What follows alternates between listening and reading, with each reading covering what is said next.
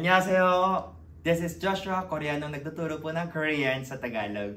Once again, this is Joshua, yung founder ng ating Korean class with Joshua Cho and your teacher in our batch 11. First and foremost, gusto ko pong i-congratulate lahat po ng ating mga student.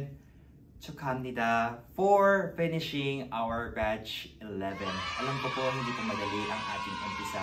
But looking back, kung paano po tayo nagsimula, I can say that really good job. 잘했어요. And then, sana po maipagpatuloy po ninyo kung ano man po yung nasimulan po ninyo. It doesn't mean na tapos na po yung ating free Korean class ay wala na po tayong class. Huwag po kayong mag-alala. If you never stop learning, we will never stop teaching. So, tuloy-tuloy lang po ang ating mga learnings. We will give you our daily expressions. Magbibigay pa rin po tayo ng mga short classes. Meron din pong mga live classes. We'll be giving you a different type of classes para po kayo ay pwede pang mag-excel, pwede pang matuto.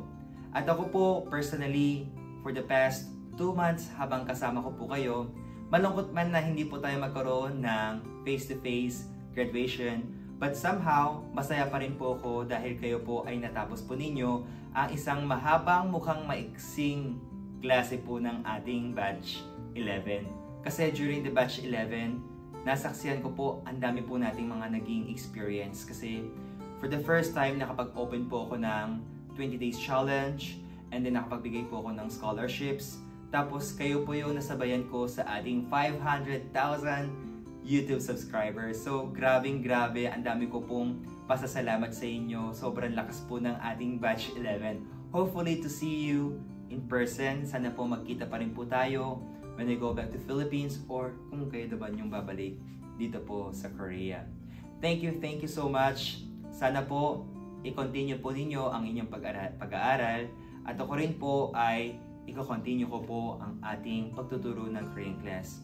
Sana po ay patuloy nyo pong suportahan, mahalin ang ating Korean class with Joshua Cho at patuloy nyo po kaming suportahan para po tayo ay makapagbigay ng panibagong mga lessons, classes para po sa ating mga kababayan. Maraming salamat po. Congratulations everyone. And once again, this is Joshua, your teacher in Korean class with Joshua Cho, batch 11. See you in our batch 12. 감사합니다.